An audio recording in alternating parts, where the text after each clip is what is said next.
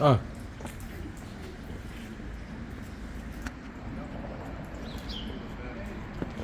This is a monument to the Shoah outside the Choral Synagogue.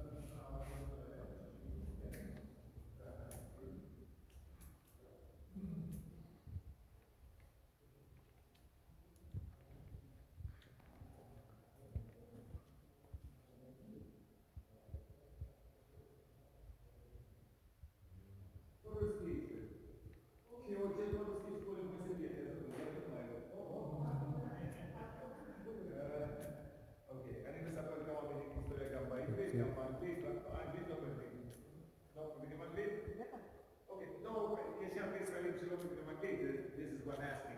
So I wanted to make sure that you understand. If you don't understand, it's easier for me because I have it's more complicated for me to speak 2 or 3 separate languages at the same time. So How old are you? 51. 51? Yes. Okay. I'm 30, 52 this year. I'm 51. Understood why you look young. Yes, I was born in 1972. My parents were married here in 1971. In their memory, I'm still here today.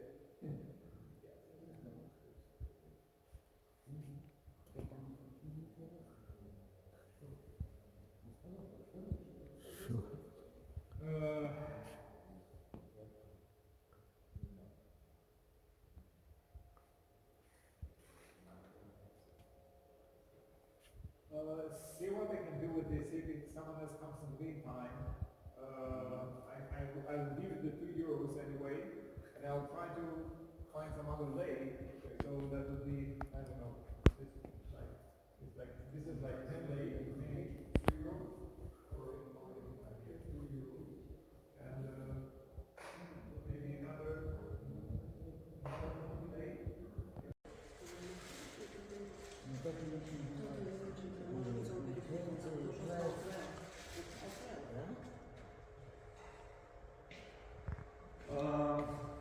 Okay, a few words. I'm going to use the microphone.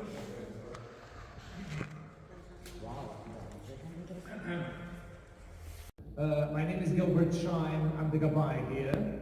For those who may not be aware of the meaning of this awkward term, Gabbai, the Gabbai is the religious and administrative custodian manager of the Jewish place of worship called the Synagogue. This is the Choral Temple of Bucharest, which is one of the most remarkable synagogues of Europe. It is now 157 years old. An elite group of our Jewish community in mid-19th century Bucharest came up with a very daring, outlandish idea at the time of building a synagogue which was to be as great and beautiful as the ones in the major capitals of Europe at the time. Let's say they chose as a model a very beautiful synagogue in Vienna. The Leopoldstädter, or Tempelgasse Temple of Vienna, built as of 1855 to 1858 on the heart of the Leopoldstädter neighborhood of Vienna, under the supervision of a great Austrian architect of the 19th century by the name of Ludwig Forster.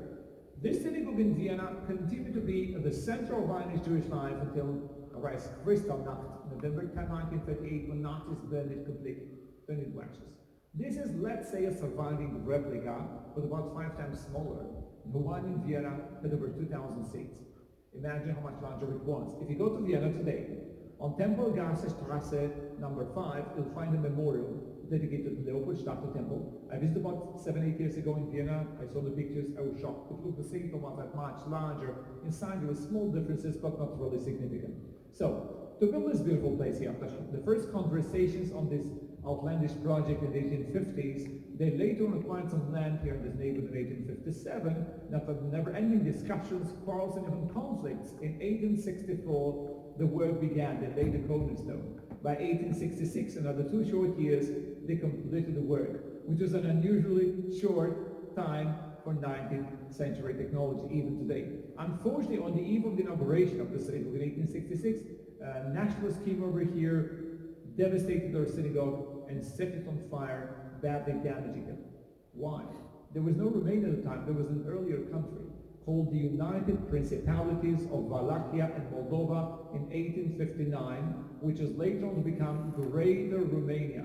This new country at the time, in 1866, was about to be graced with a new modern European-inspired constitution, which was also to grant the minorities in Romania, including the Jewish minority, citizenship or civil rights, nationalist minorities' rights, citizenship for Jews.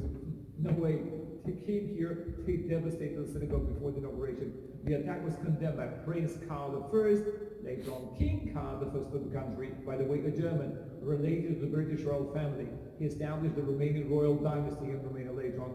Members of the government at the time, unfortunately, Romanian Jews only got collectively citizenship of Romania just in 1923, only to be viciously taken away on so-called racial grounds in 1938. Alongside story altogether, the story of my family too, but by 1867, 1 year after the fire, the synagogue was restored and opened to the public. Everything you see here represents an eclectic architectural style, a combination between the Neo-Moorish and Byzantine styles. The Moorish style, which was prevalent in the Moorish era, a millennia ago, in the southern Iberian Peninsula, in southern Spain, Cordoba, Granada, Sevilla, Northern Africa, the Byzantine style of the late Roman Empire, almost 2 millennia ago combined. Painters worked their way up to the city with ink paintbrushes. Everything was badly carved. The iron polish, the arch here behind me carved with a bit of gold. The 2 massive chandeliers hanging off the ceiling, manufactured in Poland area in 1864, survived the fire in 1866. Of course, in the meantime, everything was restored and modernized. This is an Ashkenazi Orthodox Rite synagogue where gentlemen pray separately from the ladies. Why? We have of temptation in Orthodox Judaism, gentlemen. Here, ladies upstairs, and the ladies' gallery is called as Rav Nashim, or the ladies' place. There's only one ladies' gallery here. At the beginning, the second ladies' gallery was added later on, as of 1891 to 1892. In the past 20-25 years, for senior ladies who are no longer able to climb the stairs, many being in the 80s, 90s, we established a removable curtain in the middle called mechitza. Now it's taken down, they pray behind it, but this is definitely a recent improvisation in the past quarter of a century, not a tradition. We've always had here a religious choir of men singing along with the congregation in the cantor or the chazan or in the service. I've also been a member of this choir for more than 42 years. I'm 51. I grew up here singing. This is our musical tradition. As you can hear, sounds reverberate greatly here. It was built for music. This is why we also organize concerts of classical music with great musicians here whenever we get the chance. In 1931, the establishment of a small synagogue began behind the arch. It was completed by 1932. We still use the small synagogue today for small early morning workday services. It's much easier to maintain. During the same period, 1931 to a Sefaria, a library of old Jewish heritage books, was established here in the first floor, and a new wing hosting books going back, as far as I know, even to the 18th century. Approximately every 30-40 years in this region of the world were haunted by terrible earthquakes over 7 the Richter scale that sometimes claim thousands of lives. We experienced such a major earthquake here during World War II in November 1940, 7.5 on the Richter scale. Many lives taken, buildings destroyed. This was likely more destroyed at the time, but deeply affected structurally. Still during World War II, in January 1941, Romanian avant-garde fascists devastated their synagogue, kidnapped, tortured, killed the people they found here, among them the cantor, Gabbai, among the choir. They tried to destroy it completely. They did not find fuel to burn it down. The synagogue made it damaged as it was. It was still used during war for marriages. Yes, amazing many people had marriages here during the war, even daily services and bar mitzvot. I'm not sure how they managed that. After the war in 1945, Hundreds of refugees were sleeping out over this courtyard on their coats. I do have a photograph of those poor souls sleeping out in the courtyard in June 1945. If you go to the Choral Temple's Facebook page, CHORAL space, which I established many years ago to remember for our parents, I published thousands of photographs, including this one. They worked very hard in 1945 to restore the place, but there were no good materials available after the war, had to make do with whatever they could find. In 1977, on the 4th of March, we were struck by the most difficult earthquake in recent Romanian history. 7.4 on the Richter scale. 1,500 people killed in Bucharest in a minute, 10,000 wounded. I was a little boy, almost 4.5, almost died that day. Very vivid memories. Here, ceiling cracked, pieces of everything. It did not collapse, but barely. It needed renovation and consolidation work. Until late into 1978. If you look at those large beams up there close to the city, they were installed in 1977, 78 to reinforce the structure, and they're purely decorative.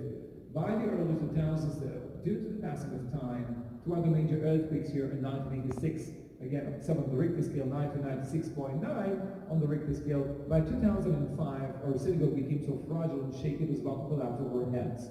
We invited the experts in buildings restoration. They underdug a new foundation underneath the old foundation, pumped hundreds of tons of special cement underneath, placed hundreds of special alloy steel rods, reinforced the structure, and experts in wall paintings were trying to keep, bit by bit, millimeter by millimeter, year after year, restored all the beautiful things. After more than 10 years of incredible work, millions of euros, this is the end result. I've been here for a lifetime. My grandparents were before me. I did not believe I would see this place in one piece again. It's indeed a major achievement and a great national monument of Romania. This is the fact that we managed to save it. Every other important personality of the Jewish world was here, and not only Golda Meir in 1972, Menachem Begin, 78, I was a little boy, Tzachak, Shimon Peres gave me all the time. Elie Wiesel, writers, poets, philosophers, really, President of Jeff, we have no time to mention them. The Jewish community in Romania, before the Second World War, was the third largest in Europe. Romania was a bit of a greater country. It was Greater Romania, which is also comprised of a bit of southern Ukraine, what is formerly known as the province of northern Romanian Bukovina, mostly Jewish inhabited, by the way, before the war. The current Republic of Moldova was also Romania, also with mostly Jewish inhabited parts. And this great Romania, with a total population of about 17 million inhabitants in the late 1930s, hosted an ethnic Jewish population numbering about 850,000 members. Yes, ethnic Jews made up a very important part of Romanian society at the time. Despite the widespread discriminations, there were even villages, towns, and cities in Romania with a very vast Jewish majority. Even villages established by Jews centuries ago, like Odivaie, for example. Bucharest itself had about 20% ethnic Jewish population after World War II, which is not the city of today with so many millions. Today we have millions and millions of inhabitants in Bucharest. Nobody knows for sure, maybe 4 or 5 million. But Bucharest of 1945-46 was the city, just the capital of Romania too, but the city of the 650,000 inhabitants in all. And of those, 167,000 declared themselves to be of the census after the war of Jewish ethnic origin. Imagine how many there were. There were up to 100, even 150 active places of Jewish worship in Bucharest after the end of World War II. I cannot believe it when I say today, and I'm a Bucharestian. More than half of our community were killed during the war by the fascist regime in Romania at the time, and the one in Hungary, occupying parts of northwest Romania, northern Transylvania. My father was born under deportation. My grandparents sent to forced labor camps, and that was the common reality of the day. Not the exception. Just about 400,000 survived. Of the approximately 400,000 surviving, they mostly immigrated after the war, whatever they could in the world, until the moment the communist regime here stopped immigration in the late 1940s. People were desperate, they wanted to leave. Many were even in prison or killed trying to flee the country, especially during the Stalin era.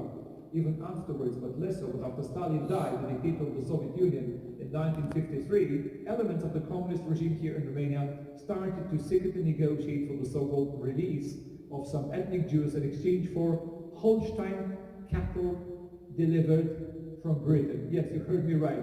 Then agricultural equipment against ethnic Jews to be released, then money and more money against ethnic Jews to be released, and depending on the level of education, social rank, and so on. And these peoples trade with minorities in Romania, the Jewish one first, the German one in Romania later on, continued throughout the entire communist era until 1989 when communism collapsed. But a Jewish religious life in Romania continued. Romania was the only communist country in Eastern Europe with a completely, let's say, fully functioning religious Jewish life, thanks to the chief rabbi they had here during communism, Dr. Moses Rosen, which I'm a product of here. I grew up with this man, I cannot believe he existed. I'm going to cut it very short.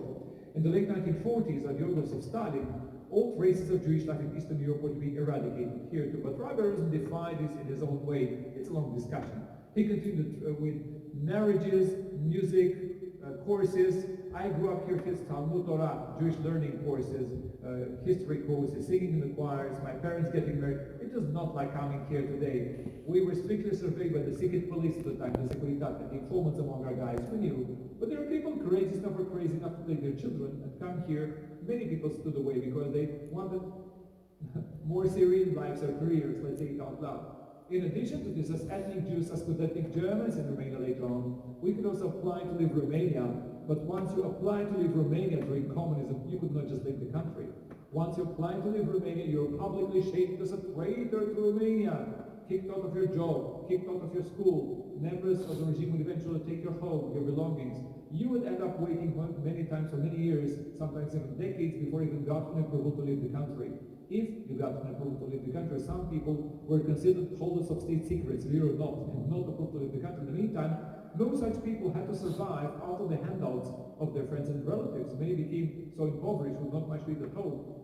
They came here literally to beg for food. From late Rabbi Rosen would sometimes have to establish or make up fictitious jobs for some people just to help them put bread on the table. These are our childhood and teenage memories. So due to the facts I exposed to you earlier, we're far fewer today. If we're still 2,000 left today, I work with people every day, I'm not sure. Mostly people in the 80s and 90s, over 90% I think. I'm a 51-year-old youngster. We do have children youngsters, not that many. We continue our daily religious activities, our cultural activities. It's important to keep in mind though, that the Jewish minority in Romania was one of the important minorities in building the modern state of Romania as it is today. At the entrance of the synagogue, at the signs on the main gate, is a list of names of Romanian Jewish soldiers and officers, members of the synagogue, who sacrificed their lives on Romanian battlefields of World War I. Some even fought in the War of Independence of Romania of 1877-78. If you go to the cemeteries throughout Romania, you find thousands and thousands of tombstones. We leave behind an enormous historical heritage. There are about 2,000 active places of Jewish worship in Greater Romania before the war, only about 84 still standing, some going back 400 years in history, maybe before this is New Year's 157. We also have an enormous number of cemeteries. As far as I know, over 820 Jewish cemeteries have been identified so far, just on the current territory of Romania, not Greater Romania. Thousands of hectares, many centuries old and abandoned and forgotten. Just in Bucharest, we have 3 very large Jewish cemeteries. It's not just a small city combined, there were 30 hectares combined. There were 4 Jewish cemeteries in Bucharest. One was destroyed by the Romanian fascists during the war with Jewish forced labor, just across from the government. Maybe the most beautiful and the oldest one. Just 3 remain, 2 are national monuments. The Philanthropia Jewish Cemetery, you'll find writers, poets, philosophers, scientists, artists, war heroes. It's amazing. And the Sephardic, the Spanish Jewish Cemetery. Spanish Jews, or Sephardic Jews, we hear the first to be very well documented about 5 centuries ago. They had a vibrating, flourishing life here. They instrumentally contributed to developing trade and economics in this region of the world, including in the era of Old Town of Bucharest. Unfortunately, with the passing of time and all the tragedies that unfolded here, culminating with the Holocaust, their number sharply dropped and eventually disappeared completely. It was the late 1970s. But very interesting, in a Spanish Jewish cemetery, you'll be able to find inscriptions in Ladino, the disappeared language of Spanish Jews. Spanish Jews had 2 very beautiful temples in Bucharest, Cahal Grande and Cahal Chicu. Cahal Grande destroyed by Romanian fascists during the war, burned to the ground in January 1941. Cahal Chicu destroyed by the Romanian communist authorities as far as I know in 1978. There's a lot more to this. Of course, our most documented history in this region of the world may go back as far as 650 years. Some historians even claim 2 millennia. That's less well established though. I've also made a short film with the travel station about 8-9 years ago. You can find it on YouTube too if you type Choral Temple Bucharest Museums under the spotlight. It's more than nothing. It's not much, but more than nothing. And also this Choral Temple face page, which I established in our memory here, CHLRAL Space Temple. As one of the last survivors here, I'm trying to document what happened here throughout very long and intricate history. Thank you. Questions? Yes, this was just less than 1/10 of a percent, maybe. Yes. Are there services held, like Shachrit, Mincha, Maariv? Daily services, yes. We just have the service in the morning. Yeah. This has been the center synagogue of Romania for over a century and a half.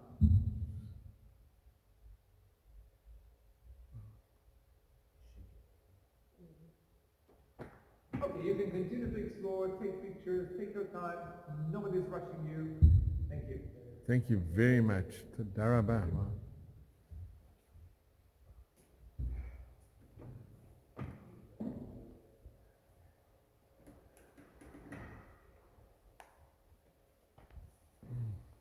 Amazing. Yeah. So you came here to they restored, refurbished, whatever. And especially the special chairs there of the rabbis and the chief rabbi's chair, which is special there, which is a historic chair going back almost 2 centuries. Golda used to sit there. Golda Meir was begged on that chair on the left, on the right. See, those were leaders. Yes, those were leaders, but those are different times. Now we live in a different world, totally different world.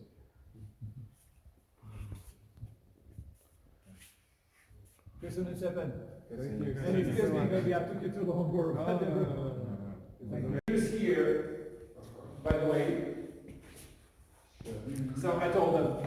So the engineers, the architects, the funders, all those who contributed to the work in 1945 of the restoration, this continues here. And these are those who built a new wing in the early 1930s, the committee established in 1906. All the funders, the secretaries, those people killed here during the war, and the Kaddish, the prayer for the killed ones, translated also into Romanian. This one. Yes, this is the Kaddish into Romanian for our people killed here, the cantor, the choir member. Yes. During the pogrom of Romanian fascists in 1941, when the temple barricaded, they didn't find fuel to burn it down. And this is the small synagogue for small early morning services. But This it's is where not I that- was. It's not that. Yeah. It's not that spectacular though. I remember I was, yeah. We are on Kodesh here. We just have a small service in the morning. In workday mornings, we usually, when few people come, we gather. It's easier to maintain. Narot Neshama, so remembrance candles for deceased members. Even members of families are here. My grandmother is there. So yeah, it's not that spectacular though.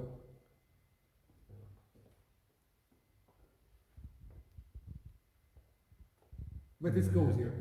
Very nice. This is where you used to study with Lake Rabbi Rosen over 14 years ago. Children. Wow. Oh yes, I remember this. Yeah. Small meal in the morning. And they have like coffee and Absolutely, every morning. yeah.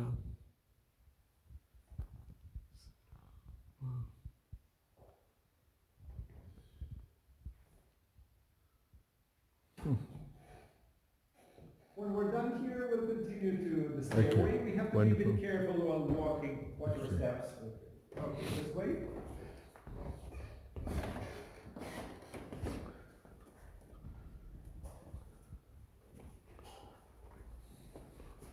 Here, something interesting. This is the old foundation of 1864-66, and underneath the new earthquake-proof foundation going 8 meters into the ground, like a nuclear bunker, there's a lot of technology protecting the building from from collapsing. We had a bulb there, but it burned out. Okay. One can see down. Yeah, you can. Yes, if you use your Wow. your phone light, yeah. A lot of tech keeping this. This is the old foundation and the new foundation going many meters to protect the building. They're supposed to absorb the shock of earthquake, save the building. Yeah. Wow. Make sure though above your head. It's like a different galaxy now. And you remember Menachem Begin? Perez is here all the Perez, time. remember, Perez, wow. it's Shamir. Sharon was here. Wow. Elivisa. Wow. Weird history here. We're just remnants.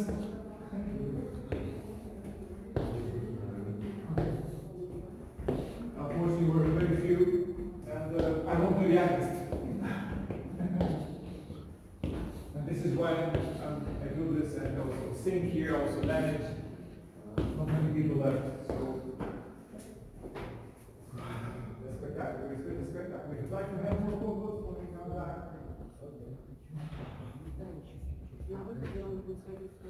Here it's very beautiful, but make sure you don't lose balance here. Because nobody will catch you.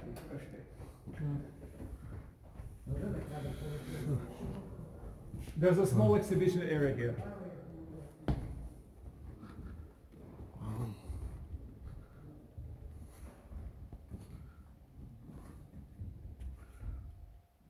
I'm not going to switch on all the lights now, so we can find the reflections of the vitrae. Okay.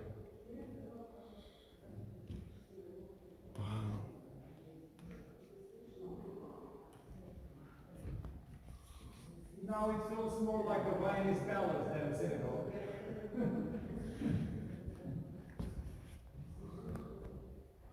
I'm going to let you know what there is to know here. I'm going to let you know about all the models here. So downstairs, small up, okay? Go in.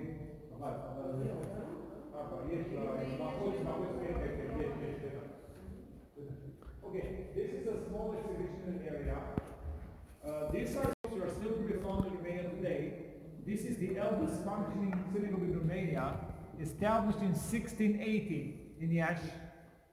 And it's still there? It's still functioning, at least a few times a week, at least 2 times a week, I think. In Iași, 500 kilometers north from here. It was established in 1680 and restored it for over 20 years. Still functioning. And this is the Synagogue of Choral, built in the 1800s, about 700 kilometers northwest of here, I think. Most of the community was killed in Auschwitz. This is what's left of the community, just the synagogue with a monument. Yes. And this is the Baal Shem Tov Synagogue of Piatra Neamț, 500 kilometers north from here. 100% wood, the Etz Meachus, yes, built in 1780, restored it for over 20 years, still functioning as a museum in Piatra Neamț. Wood, yes. Everything is wood. Baal Shem Tov was there. This is what legend says, yeah. 1780 built. And this is the synagogue of Dej, still going, still restored and sometimes functioning, mostly as a museum. Built in the 1800s. Are there Jews living there still? Yeah, maybe I'm 1 or 2, I'm not sure. And here, the synagogue of Turgumurish, there are some Jews left there, I think. Built in the 1800s, still functioning at times, mostly as a museum. And this is the great Orthodox synagogue in Oradea, which is a bit newer and larger and more beautiful than this one, but not the central one. We restored it for 7-8 years, still functioning almost every day in Oradea, which is about 700 kilometers northwest from here, near the Hungarian border, by the way. It was built during the Austro-Hungarian Empire, obviously. Yes, it's larger than this one. And the religious items in the windows some go back 2 centuries. For example, the Torah scroll goes back to the 1850s.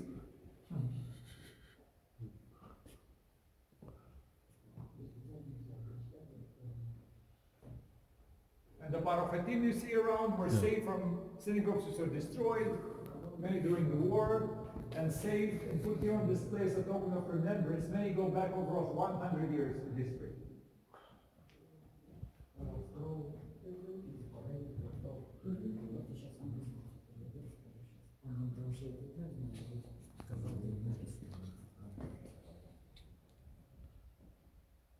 Amazing.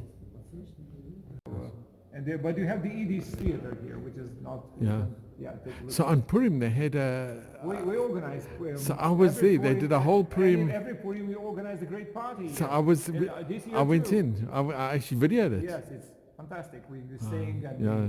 we have the carnival and masks Yeah. and everything else. Absolutely every Purim here. But this is normal, our normalcy here. And your grandparents are survivors? Everyone is surviving here. My grandparents were sent to forced labor camps. My father was born in deportation, but that was the common reality. They were the lucky ones, right? So we're not so lucky. So yeah. Amazing. Yeah. It's our common stories here. Yeah. Nothing unusual. Unfortunately. It's amazing. And with Yash, is it taught in the schools? Do people know?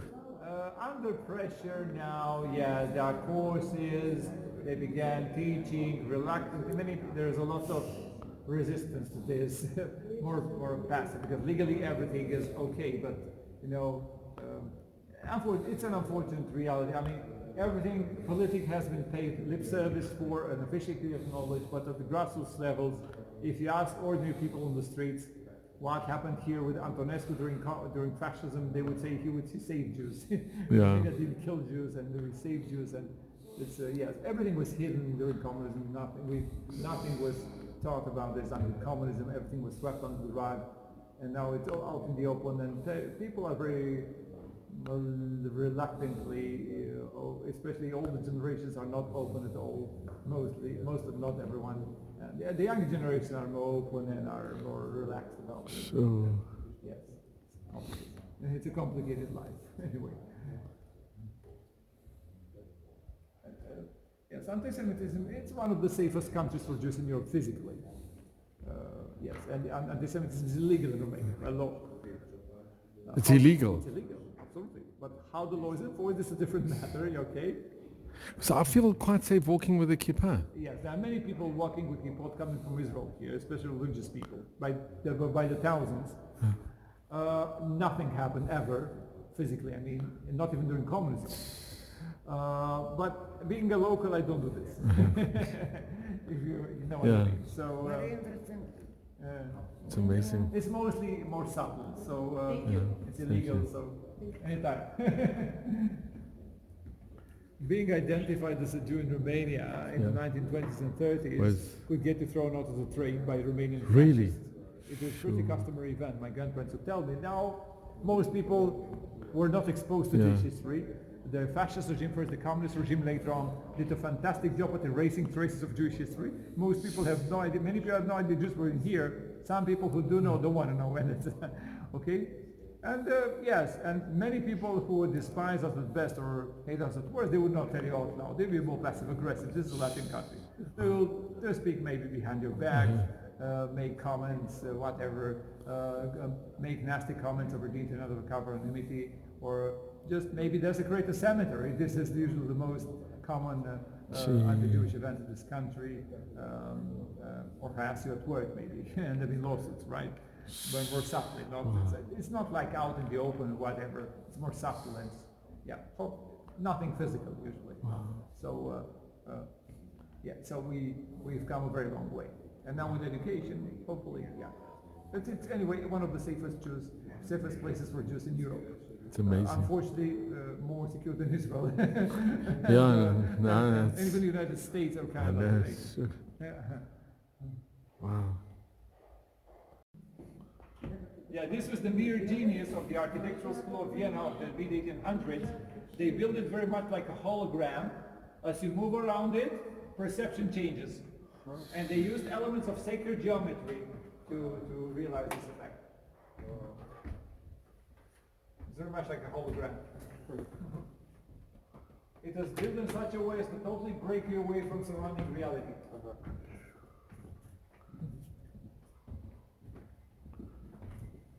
When the sun shines to the vitrine, that's spectacular. Now that's not really shining, so.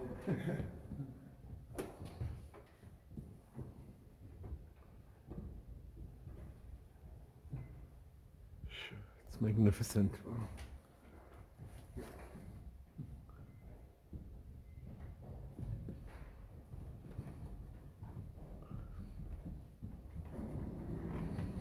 We have to be a bit careful with the technology. There's a lot of technology there. And behind, through the vitrine behind, you'll be able to see the foyer, the entrance.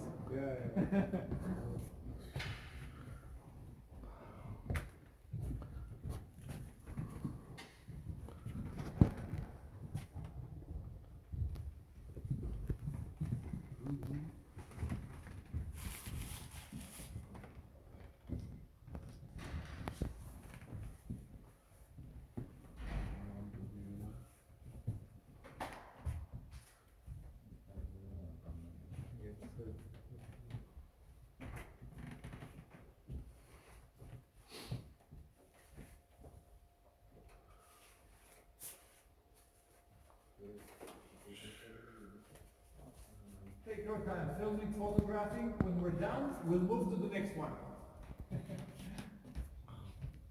you'll have a little surprise there. But you have to be a bit more careful, as the stairway is very narrow and the railings are very low, and you don't have to approach the low railings. In case we lose balance, nobody will catch us. This is the problem.